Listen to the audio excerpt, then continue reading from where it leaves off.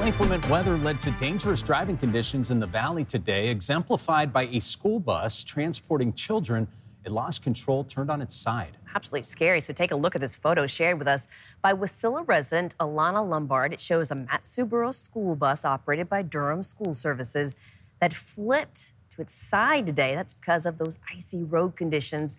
Lombard says today's road also left her feeling on edge. Left the driveway, drove down the street, went to the stop sign, and I even slid through the stop sign. And then I passed the bus on the way on Old Matanuska Road, and I was thinking in my head, I hope that bus is not going in our neighborhood. Dropped my daughter off at daycare, came back, and that's when I saw the bus in the ditch and ambulance and all of the people.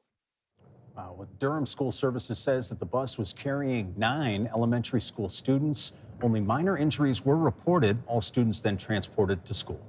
And of course, this type of thing that we try to prepare you for when you let you know that a first weather alert day is in the forecast. Chief Meteorologist Melissa Fry joins us now with the latest warnings in effect. Yeah, John and Rebecca, we're seeing widespread impacts across the state. It's one storm, but many impacts and some pretty extreme conditions. I want to show you those weather headlines again, what you can prepare for tonight heading into tomorrow. First of all, Kuskokwim Delta really taking the brunt of the ice, extreme freezing rain and wind. Just look at the ice accumulating on this power pole today there in Kong. Now, further into the interior, that moisture is moving into your neighborhood. Snow is going to continue through the night and through the day tomorrow, along with a big cold snap on the way. We can see that snow already beginning to accumulate there on University Avenue. I do expect another 3 to 5 inches of snow in Fairbanks and across the interior tonight and tomorrow. And then we all need to prepare for temperatures dropping statewide as we head into the weekend. Here's a closer look at those warnings. Still in effect, high wind warnings from the Pribilofs, the ice storm warnings in the Kuskokwim Delta, winter storm warnings further north to the Yukon Delta and Valley, and then it's winter weather advisories for all of the interior to the Canadian border all the way into the Susitna Valley, and that is for that snow and wind moving through tonight, with some areas still seeing some freezing rain. Again, it's all from this area of low pressure still pushing to the north, in addition to all of the mixed precipitation that we've seen. We've also seen wind gusts to hurricane force strength across the Bering Sea today. Now, as we head into tomorrow, Anchorage gets a bit of a break, and much of South Central does, with temperatures in the mid-30s. The only problem is temperatures are still fluctuating above and below freezing. That means more ice is still likely on those roads for the morning commute. Fairbanks, again, be prepared for about 3 inches of snow. Temperatures hold in the mid-teens. Rain still falling in Juneau and Bethel. Another day of that freezing rain. Improving conditions for you once we get later into this week. And I'll have a closer look at that full extended forecast again, which does include some of the coldest air we've seen so far this season. Thank you, Melissa. And of course, in the interior, deputy fire marshals say that a 39-year-old woman is dead after initially setting her own home on fire. She has been identified as Alicia Anderson. The Steves Volunteer Fire Department says that they responded to Whistling Swan Drive around 2 yesterday morning, and that's when they found the single-story cabin fully engulfed. Firefighters discovered Anderson's remains inside, they say. Deputy fire marshals also say Anderson owned the property and determined that she started the fire on purpose. A neighbor nearby says he knew Anderson for years, would sometimes talk to her or help her shovel snow. He says he did notice a decreased level of activity with her recently. I would normally see her with her dog, but I didn't see or hear anything the last couple of months. And then, 2 mornings ago at like 7:30, I got a knock on the door. I actually didn't even realize it was happening, all the fire trucks and everything. Anderson's body has been transported to the state medical examiner's office for autopsy. Officials say they have notified next of kin. Investigators now believe a missing woman from Valdez is dead. This comes after her SUV was found near the Caribou Hotel in Glennallen that burned down last month. Danny Tompkins has been following the story and shows us the questions that still remain. It's been nearly 4 weeks since 86-year-old Mary Jo Evans was last seen. I've worked with Mary Jo in the past, so I've been concerned since seeing that original post. The Valdez resident, known for running the Valdez Cooper Basin Insurance, was reported missing, officially on the 19th by loved ones, after she was expected to have been traveling to Anchorage. It's a trip that would have taken her through Glennallen. The community is very invested in hearing, finding out what has happened, where she is, and everybody is, indicates praying and hoping that she is found safely. That search coming to an end on Tuesday, after law enforcement confirmed Evans and her car were seen at the hotel.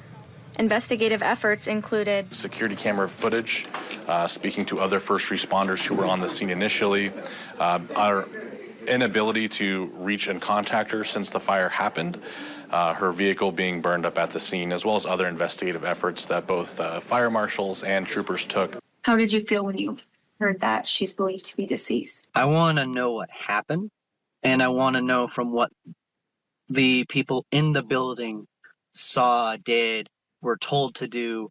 Despite search efforts on the scene, with DPS's K-9 team and hand evacuation, no remains have been found. DPS is convinced Evans died in the fire. There's no evidence that we've been able to find of Mary ever leaving the hotel after she was positively seen inside of the hotel. Now, the community grieves for losing an important member. We just got to be patient and pray for the families to be there for their condolences, their peace, and obviously respects to the departed. While some people may still be asking questions, the memory of Mary Jo Evans will live on in the community she called home. Danny Tompkins, Alaska's news source. Tonight we're hearing from Alaska's congressional delegation after Defense Secretary Pete Hegseth cited, quote, fog of war during a cabinet meeting over controversial boat strikes some lawmakers say have suggested could be considered a war crime. Referencing what the administration's alleged was drug-carrying boats in the Caribbean Sea early September, Hegseth said that he did not see any survivors in the water.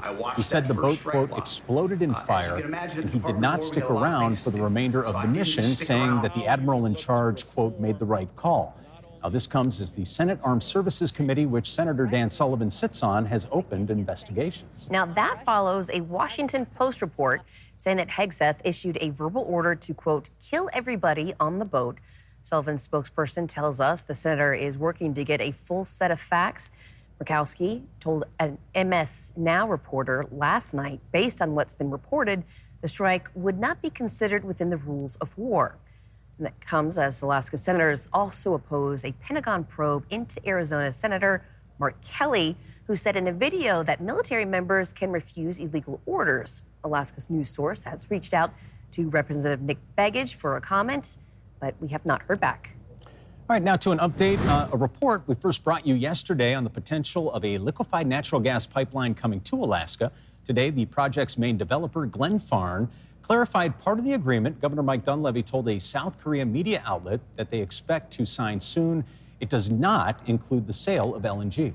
Glennallen says that the binding parts include steel supply and investment commitments with POSCO, South Korea's biggest steel producer, calling this a major step forward as they confirm the LNG sales portion remains non-binding. Now, a complete breakdown of what we know about that deal, visit our website or mobile app. Well, in the past 12 months, 15 people in Anchorage were killed in pedestrian versus vehicle collisions. That's according to the Anchorage Police Department. Now, in 2023, there were just 6. And across the United States, according to data compiled by the Washington Post, there's been a surge of pedestrian deaths in the lower 48. Alaska state data shows that 19% of all fatalities on our roadways happened when someone was walking or biking. Also, there are Alaska-specific problems, such as snowy roads, dark clothing, and drugs and alcohol. You can read the full story on our website right now or watch my full report tonight on the Late Edition. And a little positive update for pedestrians in Anchorage. Repairs to the Rabbit Creek overpass over the Seward Highway have been completed. Look at that. Look at it. This is what it looks like now. Some design improvements. They say it is open and ready for use, which comes, it's good to hear. The overpass, it's been out of use since January when a powerful windstorm ripped the bridge's roof and its sides. It was used frequently, we're told, by students at Rabbit Creek Elementary School. The overpass originally built in 1972. Thanks for listening. Click subscribe so you can get the latest podcast from Alaska's news source automatically. And stay up to date with breaking news and in-depth reporting available for free 24/7 with the Alaska's news source app.